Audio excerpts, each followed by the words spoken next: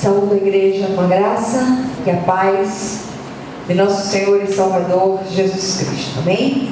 Amém. Mas vamos abrir nossa Bíblia hoje, novamente na Epístola aos Hebreus, capítulo 12, e nós vamos ler do versículo 14 até o 16.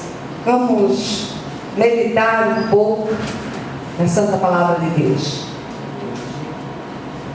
Hebreus, capítulo 12, do versículo 14 até o 16. Todos acharam? Amém? Diz assim a palavra do Senhor: segui a paz com todos e a santificação, sem a qual ninguém verá o Senhor, atentando diligentemente, porque ninguém seja faltoso, separando-se da graça de Deus, nem haja alguma raiz de amargura que brotando vos perturbe, e por meio dela muitos sejam contaminados. Nem haja algum impuro ou profano, como foi Esaú, o qual por um repasto vendeu o seu direito de primogenitura. Pois sabeis também que posteriormente, querendo herdar a bênção, foi rejeitado, pois não achou lugar de arrependimento, embora com lágrimas o tivesse buscado. Amém? Amém.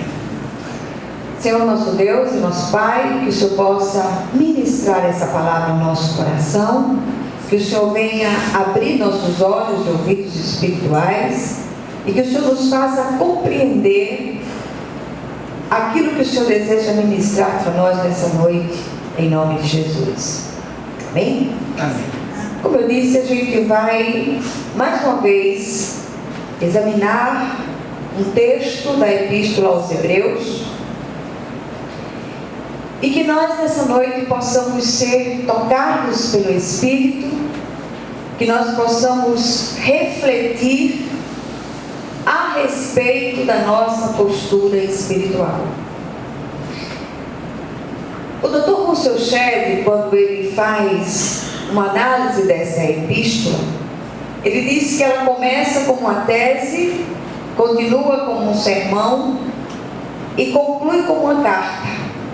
E é exatamente as palavras finais, o texto lido, ele faz parte dessas palavras finais do autor aos seus leitores, e a gente vê que ele escreve de uma maneira muito direta, na forma realmente de uma carta, e ele faz uma severa e oportuna exortação aos crentes daqueles dias e também aos crentes dos nossos dias. Essas palavras que nós acabamos de ler, elas são absolutamente aplicáveis aos cristãos contemporâneos.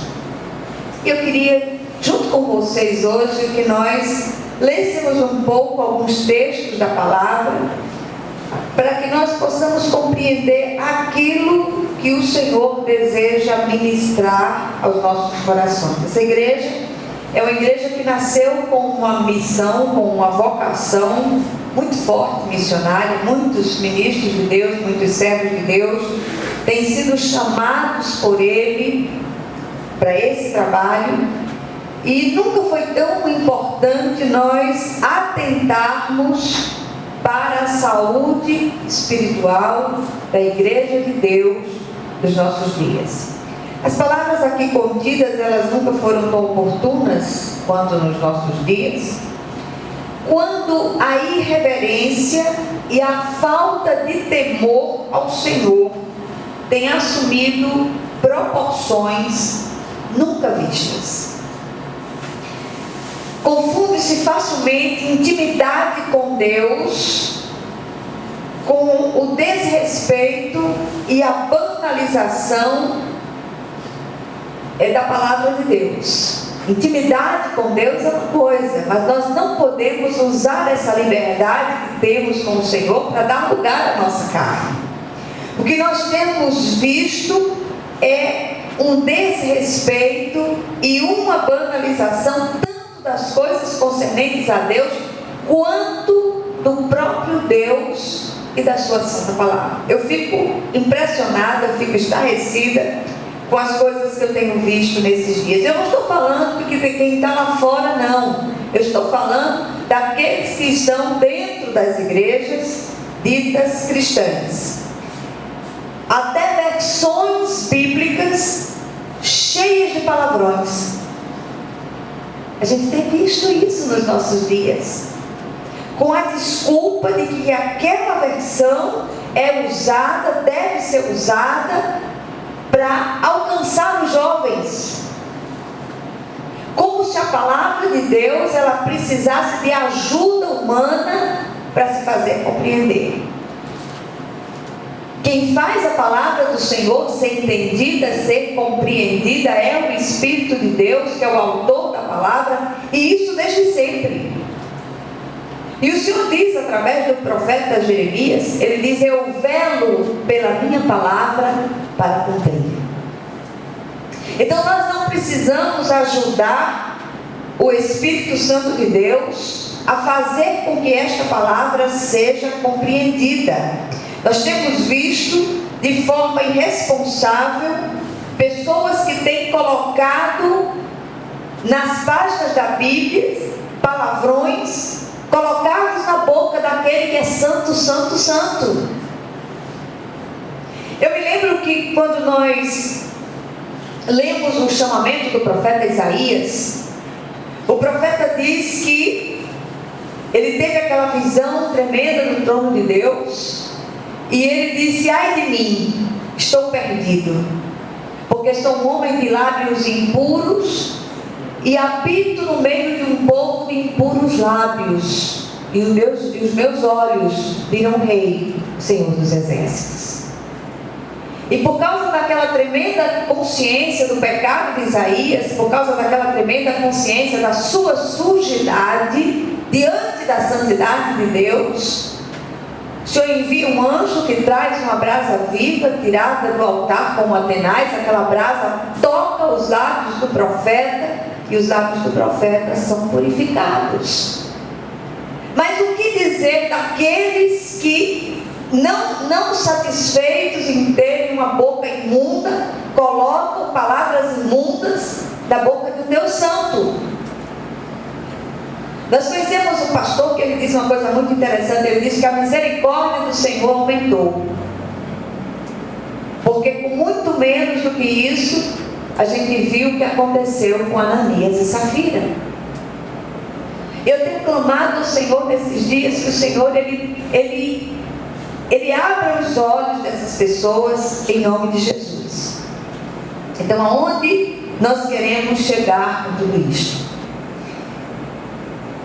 O autor da epístola, ele apresenta neste pequeno texto 4 ordenanças que visam a saúde espiritual da igreja.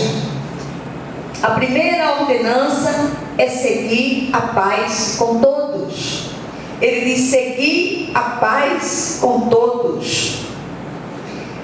Aí a gente recorre ao Senhor Jesus e depois ao apóstolo Paulo na carta aos Romanos para completar o sentido disso aqui.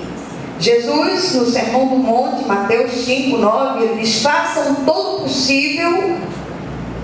Aliás, perdão, ele diz: bem-aventurados os pacificadores, porque serão chamados filhos de Deus. Nem sempre nós teremos a aventura de ter paz com todas as pessoas, porque tem pessoas que elas são belicosas por natureza, e elas se levantam contra nós com uma fúria muito grande. Muitas vezes dizem assim: o que é que essa pessoa tem contra mim? E a gente descobre que o que aquela pessoa tem contra a gente é porque a gente nasceu, só por isso. A gente é incômodo para determinadas pessoas. Por mais que nós queiramos ter paz com essas pessoas, é impossível. Mas que nós não sejamos daqueles que põem lenha na fogueira. Recue. Se a pessoa quiser viver em contenda, viva, mas que você não participe daquela contenda. Aí nós recorremos ao apóstolo Paulo na carta aos Romanos, no capítulo 12, versículos 18 a 21, ele diz assim: faça façam todo o possível para viver em paz com todos. Amados, nunca procurem vingar-se, mas deixem com Deus a ira, pois está escrito: minha é a vingança, eu retribuirei, diz o Senhor. Pelo contrário, se o seu inimigo tiver fome, dele de comer, se tiver sede, dele de beber. Fazendo isto, você amontoará brasas vivas sobre a cabeça dele. Não se deixem vencer pelo mal, mas vençam o mal com o bem. Ou seja, nunca foi tão oportuno e importante que o povo de Deus faça diferença nesta terra, sendo pacificadores. Muitas vezes os inimigos do homem são os da sua própria casa. Mas o que você vai fazer com relação a isso? Tem coisas que não adianta diálogo, não adianta conversa. Adianta sim conversar com o Pai Celestial. Diga: Senhor, entra com providência naquela situação, transforma o coração daquela pessoa, traz quebrantamento ali, em nome de Jesus. Mas que você se abstenha de contender com quem quer que seja.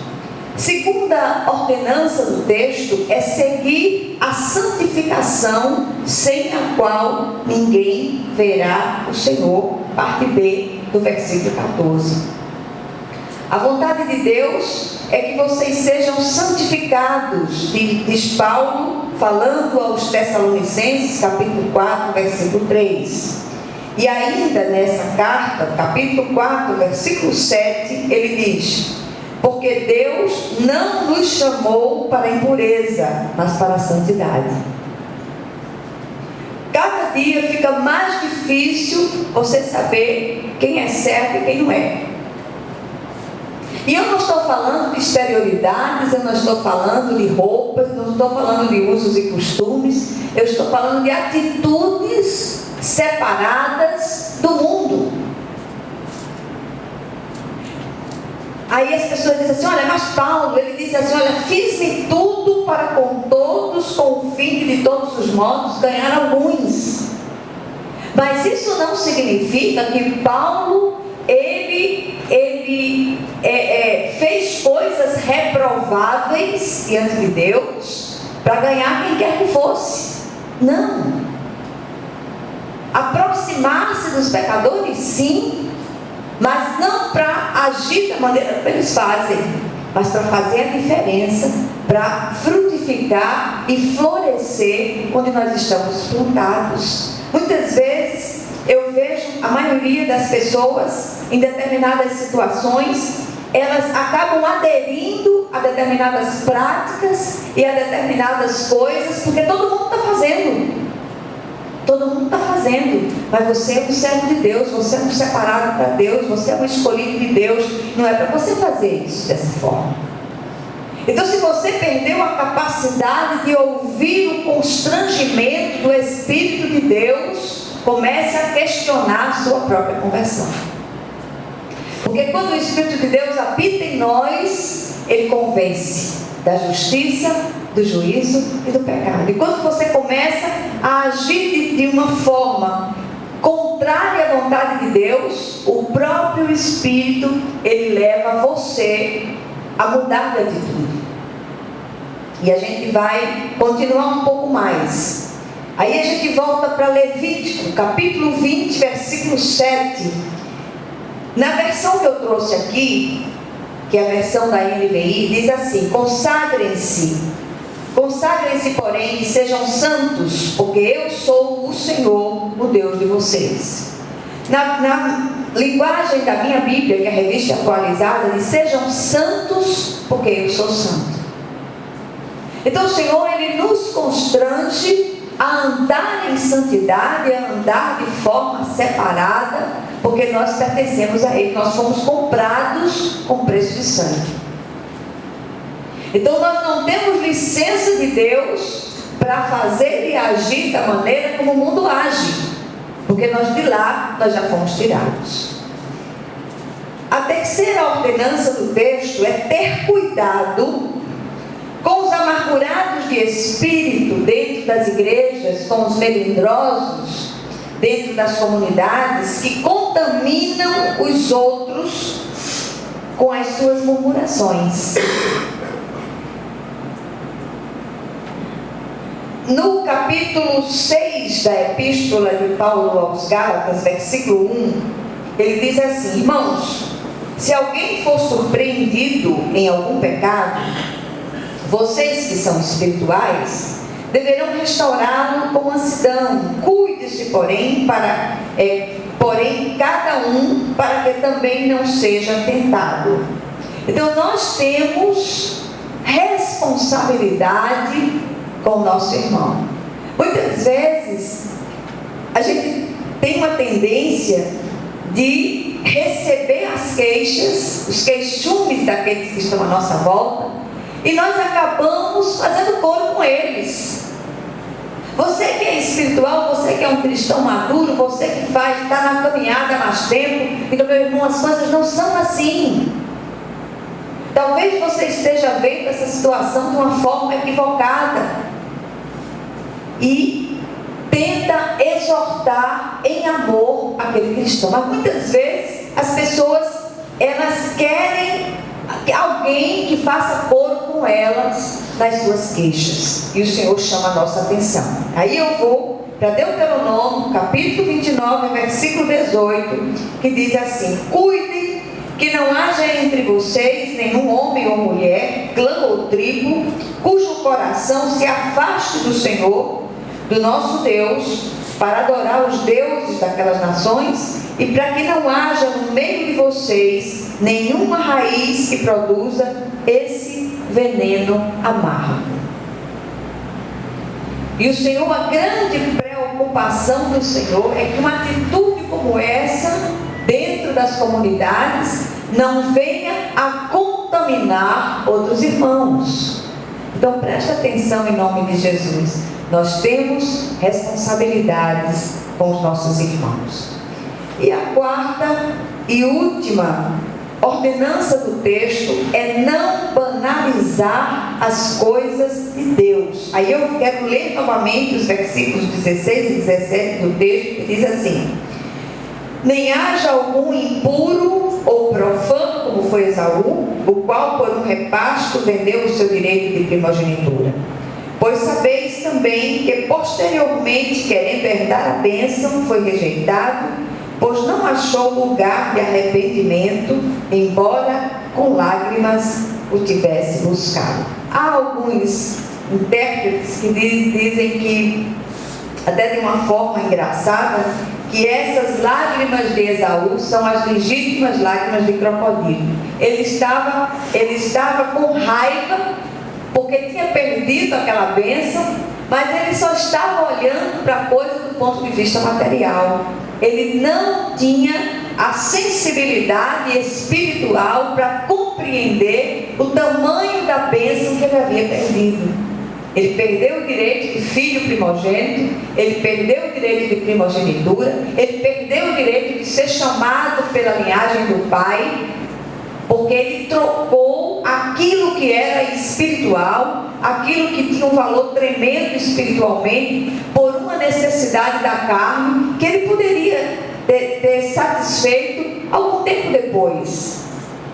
Mas ele perdeu isso por não saber valorizar as coisas espirituais. E ele desprezou essas coisas em detrimento daquelas outras. E a gente vai ler agora um outro texto que diz o seguinte: naquele momento quando ele negociou o prato de lentilha, certa vez quando Jacó preparava um ensopado, Esaú chegou faminto, voltando do campo, e pediu: me dê um pouco desse ensopado vermelho, estou faminto. Por isso também foi chamado Edom. Respondeu-lhe Jacó: venda-me primeiro o seu direito de filho mais velho. Disse Esaú: estou quase morrendo, de que me vale esse direito?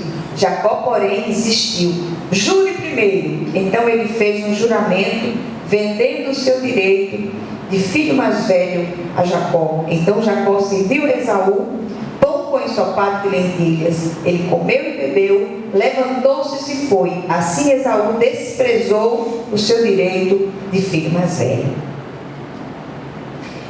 E que o Senhor, Ele possa continuar ministrando essa palavra ao seu coração, que o Senhor possa trazer luz de entendimento celestial a essa palavra, naquilo que eu sou extremamente deficiente, que o Senhor possa trazer luz, de forma que nós possamos compreender aquilo que o Espírito deseja ministrar a cada um de nós. E o que nós aprendemos com tudo isso? Em primeiro lugar, devemos sempre nos esforçar para viver em paz com todos, embora isso nem sempre seja possível. Contudo, o Senhor conhece o nosso coração e sabe quando estamos sendo sinceros no que diz respeito a viver em paz. Segundo lugar, cresçamos em santificação, persigamos essa santificação diante de Deus e dos homens, para que o adversário não tenha nenhuma indignidade com que nos acusar. Em terceiro lugar, assistamos os fracos e melindrosos dentro das comunidades, sejamos firmes em exortá-los, para que com sua amargura não contaminem os outros. E finalmente, sejamos reverentes com as coisas concernentes a Deus, pois Ele tratará com os impuros e profanos. O temor do Senhor, Ele é o princípio da sabedoria. Que o Senhor aplique essa porção da palavra ao seu coração, em nome de Jesus. Vamos orar uns pelos outros.